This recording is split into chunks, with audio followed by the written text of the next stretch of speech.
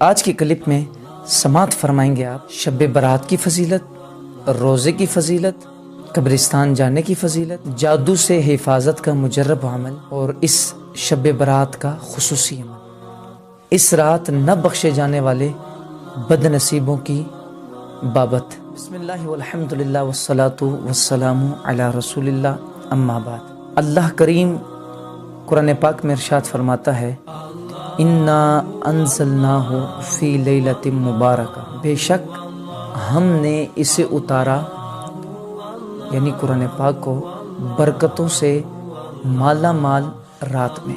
حضرت ابن عباس رضی اللہ تعالی عنہ کے جلیل القدر شاگرد حضرت اکرمہ رضی اللہ تعالی عنہ اور مفسرین کی ایک جماعت نے لیلہ مبارکہ سے مراد وہ 15 شعبان المعظم کی رات لی ہے، یعنی شب برات، جس کو عرف عام میں شب برات یعنی جہنم سے چھٹکارے کی رات کہا جاتا ہے۔ اس بارے میں پیارے آقا دو عالم کے داتا صلی اللہ علیہ وسلم نے کیا فرمایا؟ فرمایا شعبان شہری و رمضان شہر اللہ، فرمایا کہ شعبان میرا مہینہ ہے اور رمضان المبارک میرے اللہ کا مہینہ ہے۔ امیر المؤمنین خلیفہ چہارم حضرت علی المرتضیٰ شیر خدا رضی اللہ تعالی عنہ سے مروی ہے کہ پیارے آقا دو عالم کے داتا صلی اللہ علیہ وسلم نے ارشاد فرمایا جب شعبان المعظم کی 15ویں شب آئے تو اس میں قیام کرو اور دن کو روزہ رکھو، اور فرمایا یقینی طور پر اس رات میں اللہ کریم آسمان دنیا پر اپنی خاص تجلی فرماتا ہے، ارشاد فرماتا ہے کوئی مجھ سے بخشش مانگنے والا اسے میں بخش دوں، ہے کوئی رزق کا طالب کہ اسے میں رزق عطا فرماؤں، ہے کوئی مصیبت زدہ کہ اسے میں امن عطا فرماؤں، ہے کوئی ایسا، ہے کوئی ایسا، ہے کوئی ایسا۔ یہ صدا ساری رات طلوع فجر تک جاری رہتی ہے۔ اور اس رات کی فضیلت کیا ہے سنیے۔ ام المؤمنین حضرت سیدتنا عائشہ صدیقہ بنت صدیق اکبر رضی اللہ تعالی عنہا سے مروی ہے کہ نبی پاک صلی اللہ تعالی علیہ وسلم نے ارشاد فرمایا کہ اللہ کریم اس سال مرنے والی ہر جان کو لکھ دیتا ہے، اور مجھے یہ پسند ہے کہ میرا وقت رخصت آئے تو میں روزے کی حالت میں ہوں۔ اور شعبان المعظم میں روزے کی کیا فضیلت ہے؟ اللہ اکبر۔ تاجدار انبیاء والی کونین صلی اللہ علیہ وآلہ وسلم رمضان کے روزوں کے علاوہ سب سے زیادہ روزے شعبان المعظم کے رکھا کرتے تھے۔ اب بات کرتے ہیں اس رات کے خصوصی عمل کے بارے میں۔ اولیاء کرام رحمہم اللہ السلام کے معمولات میں سے ایک یہ بھی تھا کہ 14 اور 15 شعبان المعظم کی درمیانی شب یعنی شب برات بعد نماز مغرب وہ 6 رکعات نماز نفل ادا فرمایا کرتے تھے۔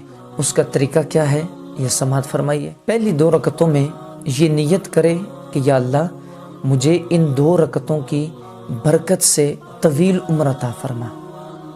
پھر اگلی 2 رکعتوں میں یہ نیت کرے پروردگار ان 2 رکعتوں کی برکت سے بلاؤں سے میری حفاظت فرما، تو انشاءاللہ سارا سال بلاؤں سے حفاظت رہے گی۔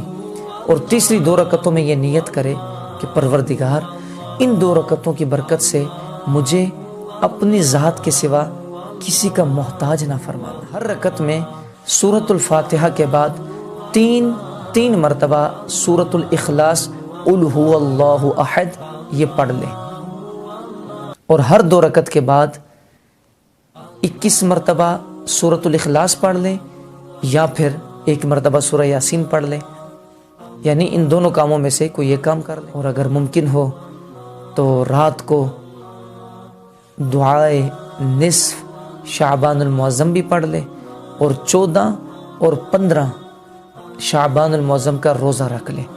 اس حوالے سے علماء نے فرمایا کہ 14 شعبان المعظم جو ہے یہ نامہ اعمال کا آخری صفحہ ہے، اور 15 شعبان المعظم جو ہے یہ نامہ اعمال کا یہ پہلا صفحہ ہے۔ تو جو شخص 14 شعبان المعظم کا روزہ رکھے گا تو انشاءاللہ نامہ اعمال کا آخری صفحہ عبادت میں ہوگا، 15 شعبان المعظم کا جو روزہ رکھے گا تو یہ نئے اعمال نامے کا پہلا صفحہ وہ بھی روزے سے ہوگا۔ تو اللہ کی رحمت سے امید ہے اول اور آخر جب عبادت ہوگی تو رب ذوالجلال بخشش عطا فرمائے گا۔ اور جادو سے حفاظت کا مجرب عمل بھی سن لیجئے۔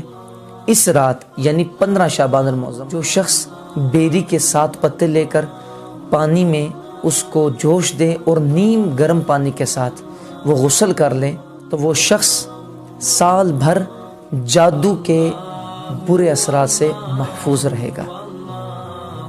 مغرب سے لے کر تو طلوع فجر تک اس کا وقت ہے، اس دوران وہ غسل کر سکتا ہے۔ اور اس رات قبرستان جانے کی فضیلت کے بارے میں بھی سنیے کہ پیارے آقا تاجدار انبیاء صلی اللہ علیہ وآلہ وسلم اس رات جنت البقیع میں تشریف لے گئے اور طویل سجدہ کیا۔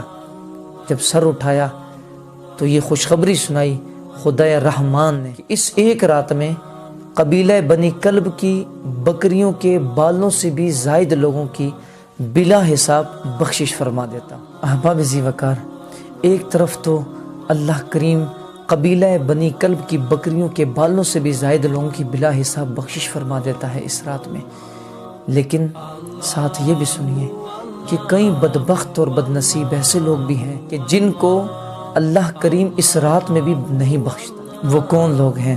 فرمایا شراب نوشی کرنے والا، ماں باپ کا نافرمان، زنا کا عادی، قطع تعلقی کرنے والا، چغل خوری کرنے والا، جادوگری والا، غرور اور تکبر والا اور کیننے والے شخص کو اللہ تبارک و تعالی اس رات بھی نہیں بخشتا۔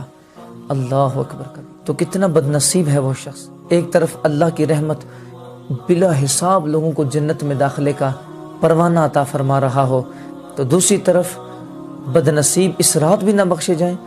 تو احباب ذی وقار، ہم میں سے اگر کوئی بھی شخص ان گناہوں میں مبتلا ہے، 15 شعبان المعظم کی رات شب برات آنے سے پہلے پہلے وہ خدائے بزرگ و برتر کی بارگاہ میں سچے دل سے توبہ کر لے، اور اگر کسی کو ناراض کیا ہے اسے راضی کر لے، کسی سے قطع تعلقی ہے بلا وجہ شرعی تو اس کو راضی کر لے، زنا کا عادی، شراب کا عادی، غرور و تکبر کرنے والا، کینہ رکھنے والا اور جتنی بھی بیماریوں کا ذکر ہوا اس سے سچے دل سے توبہ کر لے، اللہ کی رحمت سے امید ہے رب ذوالجلال اس رات میں ضرور بخشش کے پروانے عطا فرمائے گا۔